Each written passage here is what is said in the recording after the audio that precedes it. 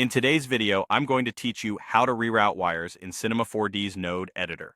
If you've ever looked at a complex node graph and felt overwhelmed by crisscrossing lines, this simple technique will help you tidy things up and make your setups far easier to read.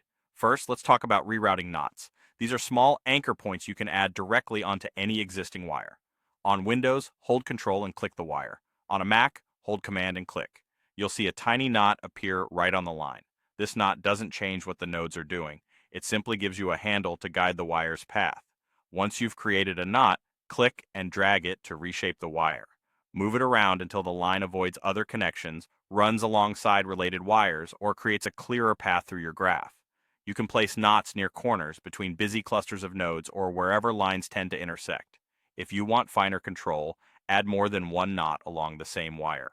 Multiple knots let you form gentle bends or sharper turns, so the path reads exactly how you want. As you clean up, remember that rerouting is purely organizational. It won't alter your data flow or change the result of your node tree. What it will do is help you see at a glance which connections belong together and where branches of logic diverge. If you're organizing a wire that feeds several areas, drop a knot before the split and draw the paths so each branch is easy to trace. If you need to remove a connection, double-click directly on the wire to disconnect it.